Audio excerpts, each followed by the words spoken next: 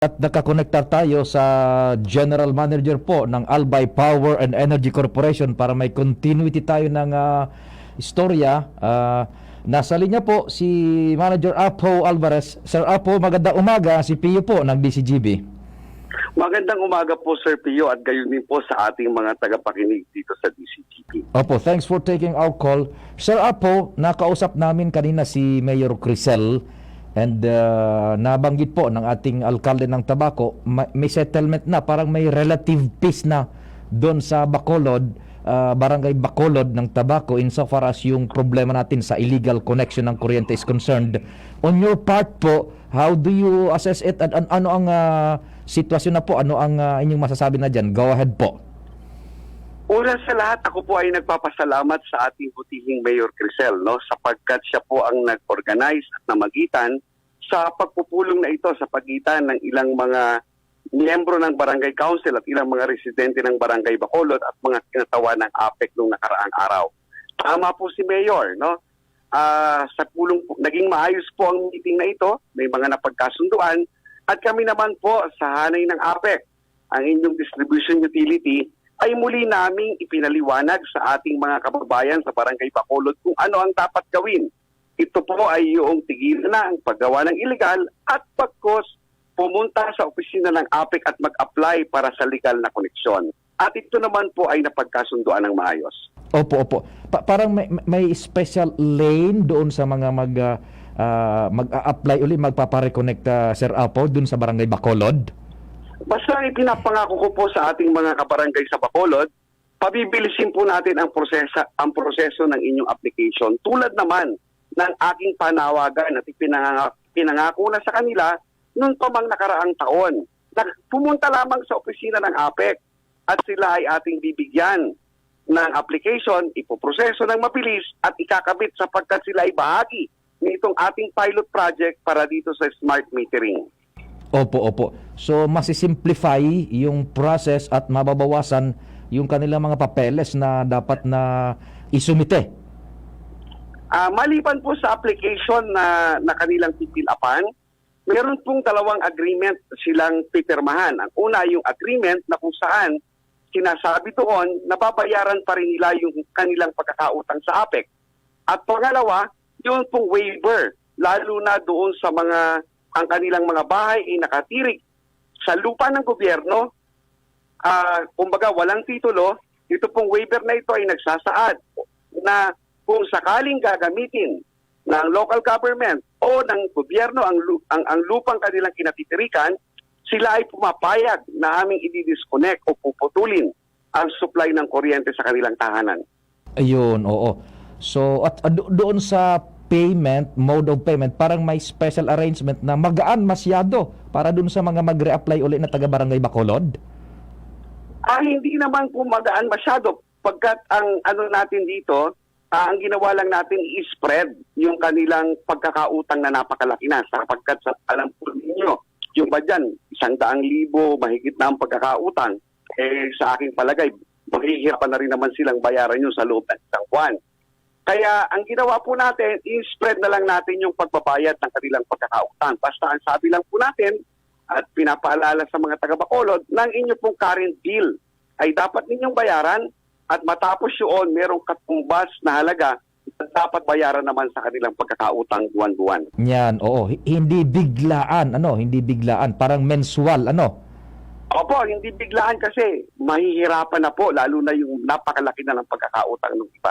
Opo, opo. Doon sa yung iba, apprehensive, Sir Apo, baka mag-file ng kaso kriminal doon sa anti-electricity pilferage sa law. Ano ba, ifo-forgo na natin yun? Alam po ninyo, ang sino mang lumabag sa batas ay dapat panagot sa batas. Pero ang priority ko po ay magtasundo na. Ang priority ko muna ngayon, i-accommodate itong nag-a-apply at matigilan o matultukan na itong pagnanakaw ng kuryente dyan sa Barangay Bacolod. Ayun, opo. So let's move on from henceforth. Moving forward na muna tayo, magkaroon na ng relative peace dyan insofar as yung connection ng kuryente is concerned sa Barangay Bacolod ng Tabaco. Tama po yun, sapagkat yan po ang hangad natin sa napakatagal na panahon na. In the principles, in the and in the spirit of fairness para po maging fair naman doon sa ating mga kababayan na tapat na nagbabayad ng kanilang konsumo ng kuryente po. Mm. Ayun, opo. So, kumusta Sir Apo, kung meron kayong idea kung ano ba, madami na ba yung nagbabalik loob kumbaga diyan sa pakonekta uli ng kuryente sa Bacolod? Basta batay po sa data ng ating LGU, ang household sa Bacolod ay umaabot ng mahigit 400, no? At ang registered lamang dyan sa officially ay nasa 200. So, kaya nga po, ang ini-expect ko, sana 100% na makapag-apply ang mga yan. Kasi kung hindi sila mag-a-apply, ay dapat, sa daigdig na dapat, ay wala silang kuryente. Yun. At kung magkakaroon sila ng kuryente, yan po ay magiging illegal. Ang sabi ni Mayor Crisel kanina, parang 100 na po ang initial na talagang nag-apply na. And it's still counting, Sir Apo. Opo, yun din po ang report sa akin ng ating district manager dyan sa Tabaco na talagang may mga ilan ng kabarangay natin sa Bacolod ang pumupunta na sa ating opisina. Ayun At yan po ay magandang simula para maayos talaga ng pangmatagalan ng problemang ito. Opo, iwan muna natin yung barangay Bacolod sa Tabaco City, Sir Apo. Meron kasi ditong informasyon, pinaabot uli sa atin sa programa. Tatagalogin ko na lang po, maganda umaga Sir Pio, kung sakaling makausap nyo ang APEC, iparating din po ninyo na dito sa Barangay Basag, Ligao, Barangay Basag, Ligao City, yung mga kontador na di natapos na ilagay sa labas ng poste, dapat umpisa ng ilabas sa mga bahay. Kasi po dami dito na nang dadaya. Kawawa naman kami mga tao na maayos magbayad, tapos yung mga magnanakaw ng kuryente sa amin, ipinapatong sa amin. Sana makarating daw po ito sa inyo sa APEC, Sir Apo. Barangay Basag ng Ligao. Go ahead po. Maraming salamat po doon sa nag-report, no? Sa katunayan, yan po ay bahagi ng ating malawakang programang pagpapalit ng metro. Sa pagpapalit po ng metro, ay inilalabas na rin natin o inilalagay sa mga poste itong mga metrong ito. Tinatanggal na po natin sa loob ng mga bahay. At sa katunayan po, kina-cluster natin ito at ini-elevate natin. Tinataas na po natin. Kung makikita nyo po sa Meralco, sa Maynila, meron po mga ilang lugar doon na elevated na yung kanilang mga metro, sama-sama sa tinatawag na elevated metering center. So, ganyan na rin po ang direksyon natin at gagawin dito sa buong lalawigan ng Albay. Opo, sa Barangay Basag daw yun. Paki naman po, Sir Apo, mga tauhan mo doon sa Basag, Ligao. Oo. Pupuntahan ko rin po kaagad yan nang sa gayon ay makita natin at maisaayos. Opo, kung meron ka pong mensahe sa mga taga-barangay Bacolod ng Ligao City at ng Tabaco City at sa konsumidor ng buong albay ng kuryente, go ahead po.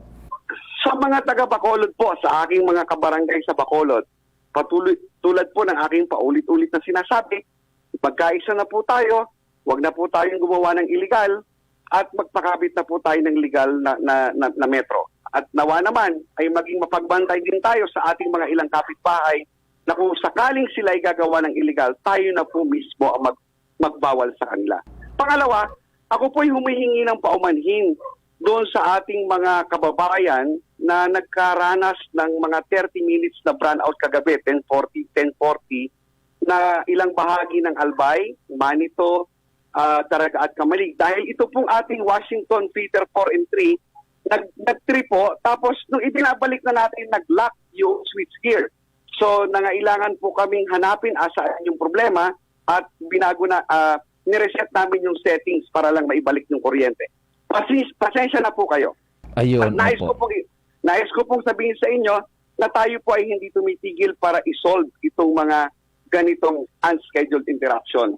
Pinapagawa ko na po ng report at ipapadala natin ito sa ating supplier at upang alamin at pag-aralang mabuti bakit ganito po yung nangyari. Ayun. At ngayong araw din naman po ay patuloy itong ating line clearing sa Bakakay, kaya po yung ating mga kababayan sa bayan ng Bakakay, maaaring nakakaranas kayo ngayon dyan ng brownout. Ang dahilan po niyan dahil tayo po ay nagla-line clearing para maiwasan na itong papatay-patay na kuryente sa inyong lugar. Opo. Yun Sige, Sir Apo, napakaraming salamat po and sana maulit muli.